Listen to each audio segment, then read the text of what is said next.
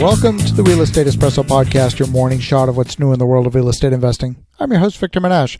Here's hoping you had a wonderful Labor Day weekend. On today's show, we're talking about one of the factors that can be at play in a tight market. We've just gone through a period of more buyers than sellers, of rapidly increasing prices, and of multiple offers. That's not all markets or submarkets, but many major markets including New York, Toronto, San Francisco, Seattle, my hometown right now, has less than 2 months of inventory in the market, and frankly, when you conduct searches in individual neighborhoods, it's pretty common to find only 2 or 3 homes for sale in the area. People looking for larger homes in the same area or those looking to downsize who want to remain in the same area often have very little choice. So why are there so few homes in the market? People clearly want to move.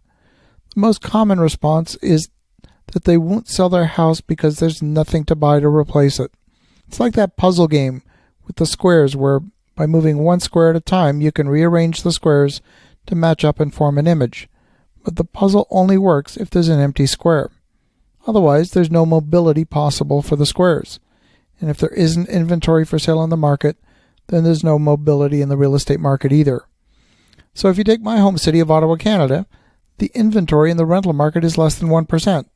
So even saying you're going to rent temporarily until you find a new home doesn't work. Most landlords are demanding a 12-month lease.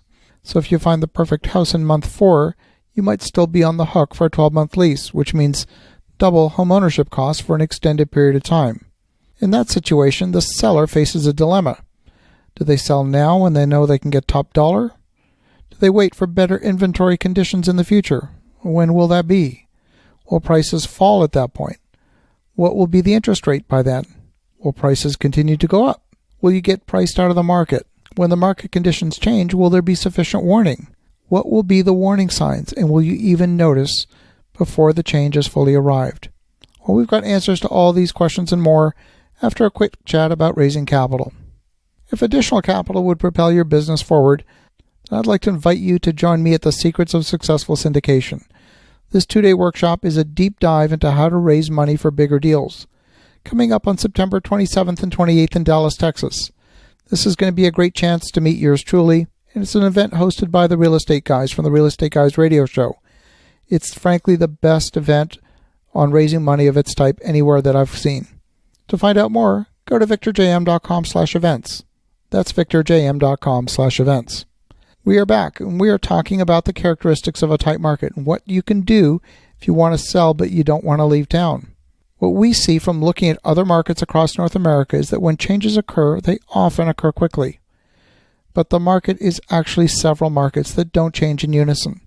For example, when you segment the market by price, you discover that you might have 2 weeks of inventory at the entry level and 6 months of inventory at the top end of the market. Some homes are sitting on the market for 18 months. Does that mean that that particular home is overpriced? Or maybe there's something wrong with the home that makes it undesirable? It's easy to explain away a single data point.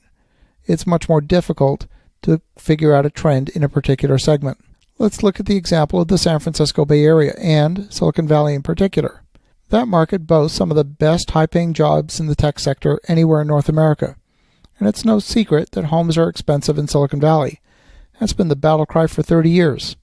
About 9 months ago, though, the market dynamic in Silicon Valley changed in a matter of weeks. The market was expensive before the shift. Taxes were high. Interest rates increased only 1/4 point, hardly enough to fundamentally change the affordability of a property. Today, prices have moved down 4.3% since the high last fall. Some properties are still selling above the asking price, and it's still a tight market. There's only 47 days of inventory, and properties are averaging 27 days on the market. Those may sound like good metrics for a healthy market, and they are. But at the high end, homes are selling slowly. I'm not just talking about the multi-million-dollar mansions that the billionaires and centimillionaires would buy. Their life decisions are rarely tied to the economic conditions. But when market changes occur, they can happen quickly and without warning.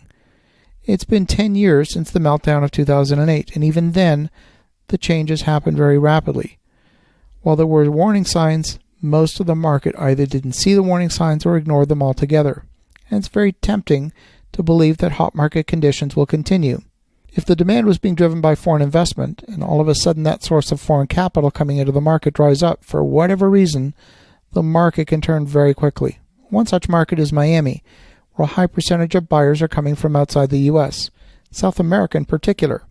But Argentina just instituted capital controls after 4 years of eliminating capital controls. It's probably a safe bet that the number of Argentinian buyers in the Miami market is going to drop significantly. A few years ago, there were a number of buyers from Venezuela trying to escape the economic malaise there. Today, that wave has passed, and Miami developers who assumed demand would continue were caught off guard with excess supply. So as you think about that, as you're looking at what's happening in the marketplace, you've got to pay very close attention because the changes can happen very quickly. Have an awesome rest of your day. Go make some great things happen. I'll talk to you again tomorrow.